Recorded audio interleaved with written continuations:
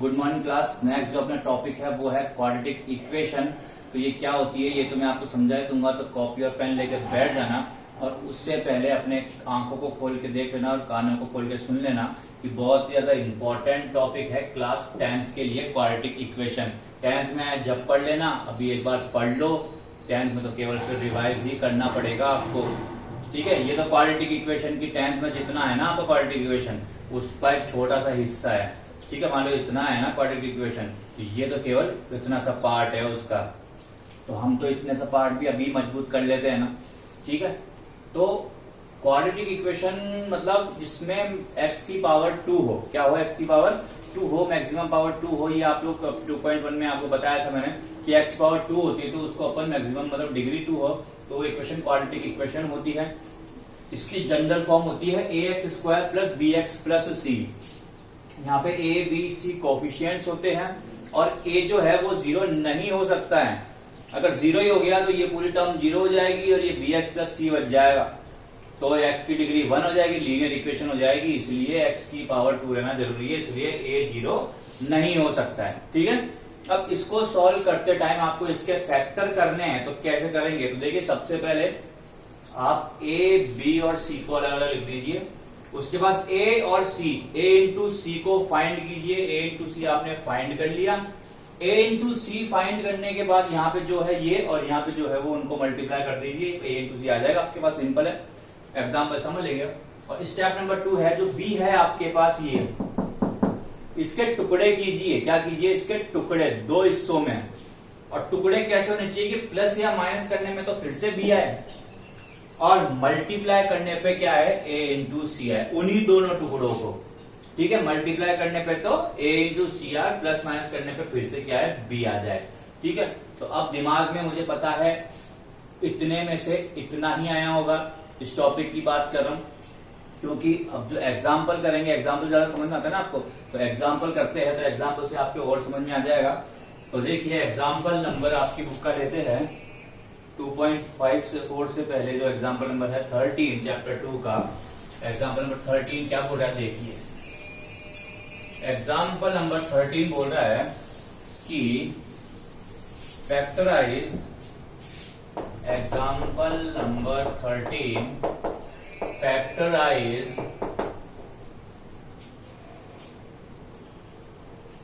6x² plus 17x, 6x² plus 17x plus 5।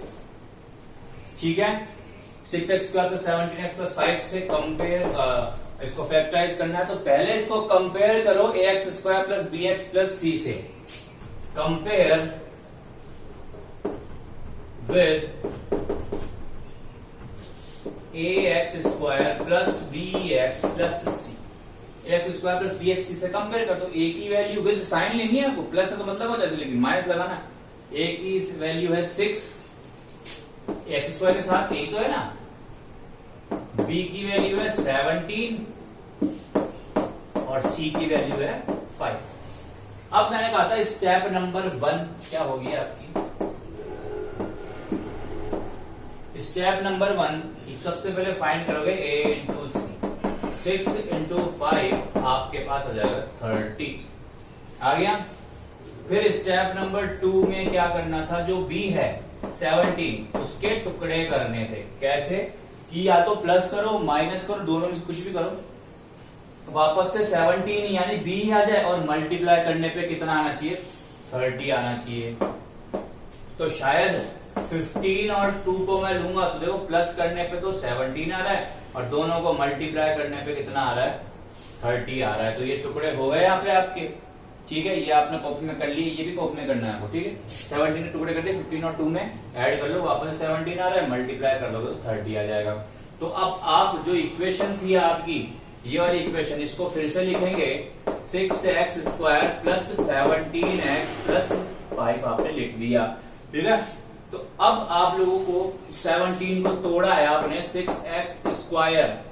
अब आप 17 की जगह लिख सकते हैं 15x प्लस 2x। ठीक है, 17 की जगह क्या लिख सकते हैं? 17x की जगह 15x प्लस 2x। लेकिन ये आपको ऑर्डर चेक करना पड़ेगा कि 2x को आगे लिखे या पीछे लिखे। तो आप दिमाग लगाइए, मैं 2x को अगर पीछे लिख देता हूं यहां पर, तो मैं कुछ भी कॉमन नहीं ले पाऊंगा। जैसे यहाँ पे 5 लिख दिया मैंने, तो मैं कॉमन नहीं ले पाऊंगा दोनों में से, ठीक है। वैसे तो कोई दिक्कत नहीं है, लिख दो तो भी कोई फर्क पड़ेगा नहीं, पर कॉमन लेने में क्या है, इजी रहेगा मेरे को। अब देखिए यहाँ पे 6 है, यहाँ पे 2 है, रीग्रुपिंग मेथड लगाएंगे 8th क्लास वाला, कि पहले इन दोनों में से कॉमन ले लिया, फिर इन दोनों में से कॉमन ले लिया, तो लगाया तो देखो इधर 6 है इधर 2 है, तो दोनों में से 2 कॉमन आ जाएगा एक, तो ठीक है 2 कॉमन, और इधर x स्क्वायर है इधर x है, तो इधर से x कॉमन आ जाएगा। तो इधर तो क्या बचेगा, 2 कॉमन ले लिया तो 3 बच जाएगा, इधर तो 3 और 2x से 1 चला गया तो x बच जाएगा। पूरा का पूरा 2x कॉमन आ गया, और जहां कुछ नहीं बचता वहां बचेगा 1 प्लस 15x प्लस 5। अब देखिए x तो कॉमन आ नहीं रहा, केवल 5 कॉमन आ रहा है, तो यहाँ बचेगा 5, तो 5 3 जा 15, और यहाँ पे कुछ नहीं बचा तो क्या बच जाएगा 1। फिर से देखिए 3x प्लस 1 दोनों में से क्या आ रहा है, कॉमन आ रहा है, तो यहाँ लिख दिया 3x प्लस 1, ठीक है, दोनों में से फिर से कॉमन ले लिया, तो यहाँ पे 3x प्लस 1 कॉमन आएगा तो क्या बच गया केवल 2x, और यहाँ पे 3x प्लस कॉमन आएगा क्या बच जाएगा फिर से 5। तो ये जो होगा आपका आंसर होगा 3x प्लस 1 और 2x प्लस 5 इज एग्जाम्पल का आंसर होगा। अब देखिए एक बार एग्जाम्पल करते हैं, सर कोई प्लस माइनस का आ जाए तो उसके लिए एग्जाम्पल नंबर अपन लेते हैं, आ गया 40 आपके बुक का, देखिए क्या बोलते हैं,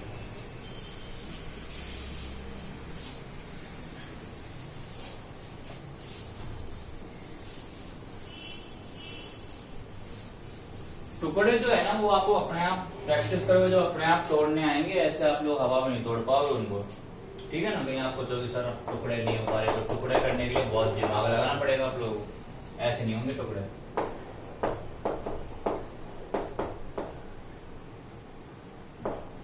ये है इसके फैक्टराइज करने। सर आपने तो x square plus b x plus c बताई थी, या तो वाई में आ गई, तो उससे क्या फर्क पड़ सकता है, वेरिएबल तो कुछ भी हो सकता है, X Y Z A B C, ठीक है। ए बी सी तो नहीं हो सकता क्योंकि ए बी सी तो ये होता ही है, पर फिर भी वेरिएबल बोले तो उसको भी मानना पड़ेगा, एम एन ओ भी मानना पड़ेगा, कुछ ही मान सकते हैं वेरिएबल तो यहाँ पे आपने कंपेयर किया, कंपेयर